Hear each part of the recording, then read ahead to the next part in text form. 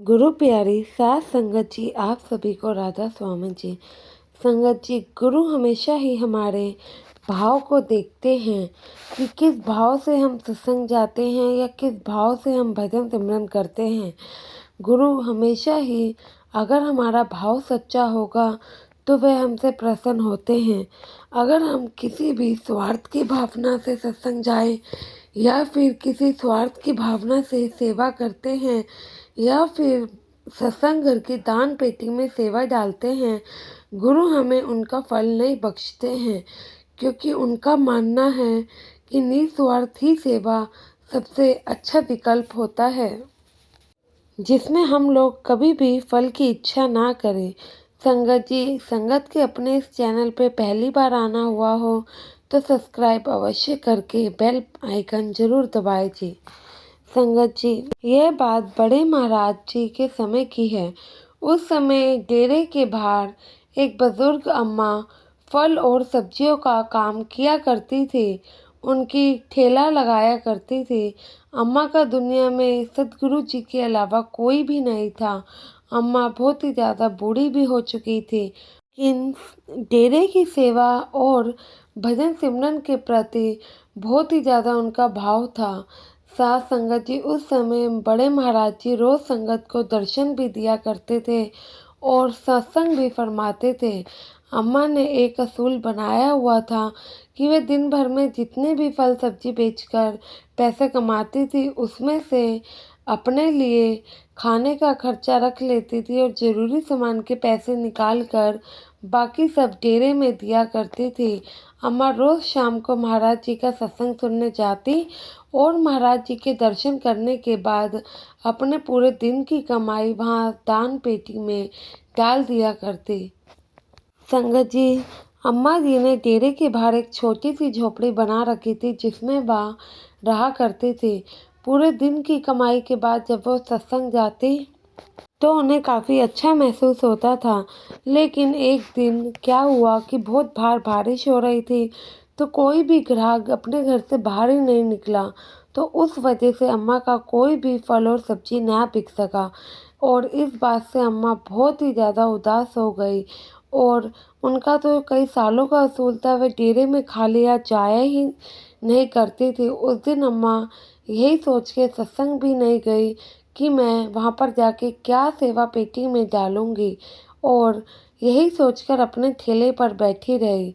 उस दिन ही बड़े महाराज जी ने जब सत्संग फरमाया और अपने संगत को दर्शन दिया, उसके बाद बाबा जी अपनी गद्दी पर काफ़ी देर तक बैठे रहे।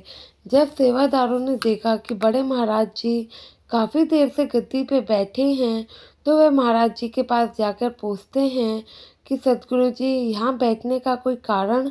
क्योंकि रोज़ की तरह आप सत्संग फरमाने और दर्शन करने के बाद तो सत्संग पंडाल से निकलकर अपनी कोठी में चले जाते हैं।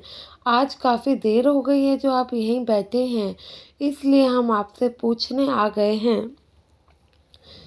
तो बड़े महाराज जी फरमाते हैं कि हाँ बेटा, मैं यहाँ पर किसी का इंतज़ार कर रहा हूँ। तो सेवादार कहते हैं, बाबा जी आप सतगुरु जानी जान हो, तो आप भला किसका इंतज़ार कर रहे हो? हमें बताइए, हम उन्हें बुलाकर ले आते हैं।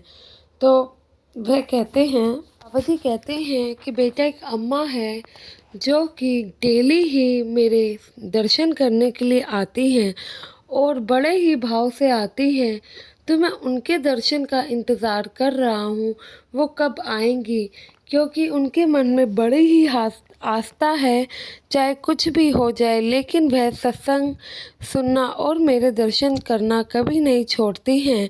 तुम जाओ, वो बाहर दुकान पर बैठी होंगी, उनको यहाँ पर लेकर आओ। तो सेवादार ने महाराज जी का हुक्म माना और डेरे के बाहर जाकर बूढ़ी अम्मा को साथ चलने के लिए कहता है। बूढ़ी अम्मा थोड़ी सी परेशान हो जाती हैं और उनका तो मुँह वैसे ही लटका हुआ था उदासी के कारण, क्योंकि वे यही सोचती हैं कि आज मेरे पास सेवा में डालने के लिए तो कुछ है भी नहीं, तो मैं ऐसे कैसे जा सकती हूँ। जब सेवादार कहते हैं कि अम्मा क्या हुआ, आप हमारे साथ क्यों नहीं चल रही हैं? तो अम्मा उन्हें सारी घटना बताती हैं। तो सेवादार कहते हैं, आप मेरे साथ चलिए, महाराज जी आपका इंतज़ार कर रहे हैं। जब अम्मा ये बात सुनती है तो और ज़्यादा हैरान होती है। कहती है, मैं बाबा जी के सामने खाली हाथ कैसे जाऊंगी? लेकिन अंदर से खुशी भी थी, बाबा जी ने मुझे बुलाया है। यह सोचकर वह सत्संग पंडाल में चली जाती हैं। जाकर देखती हैं कि पूरा पंडाल खाली पड़ा है। सिर्फ बड़े महाराज जी और उनके कुछ सेवादार वहाँ मौजूद हैं। यह देखकर अम्मा बहुत रोती है, बहुत ही ज़्यादा। फिर बड़े महाराज जी उनसे पूछते हैं कि अम्मा, तुम आज आई क्यों नहीं थी? आज का सत्संग तुमने कैसे छोड़ दिया? तो अम्मा कहती है, महाराज जी आपको तो पता ही है कि मैं यहाँ रोज़ आती हूँ, आप तो सब जाने जान हैं। सच्चे बादशाह, आज मेरी दुकान में एक पैसे की भी कमाई नहीं हुई। तो आप ही बताओ, भला मैं खाली हाथ अपने गुरु के पास कैसे आ सकती थी? गुरु के घर खाली हाथ कैसे जा सकती थी? तो बाबा जी उनके जोड़े हुए हाथ को नीचे करते हैं और कहते हैं, अम्मा, गुरु हमेशा देने वाले का भाव देखते हैं और नीयत देखते हैं कि उनकी नीयत कितनी साफ़ है, उनके मन में कितना भाव है।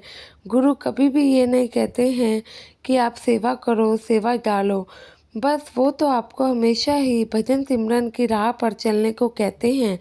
अगर आपकी नीयत साफ़ है, भाव साफ़ है, तो अगर आपने 1 रुपए की सेवा भी कर दी या सत्संग घर का सच्चे दिल से एक पत्ता भी उठा लिया, उसमें भी सद्गुरु खुश हो जाते हैं और उनकी दया दृष्टि तो अपने बच्चों पर हमेशा ही बनी रहती है। उन्हें पता है कि उनका बच्चा कब क्या कर रहा है, क्या नहीं।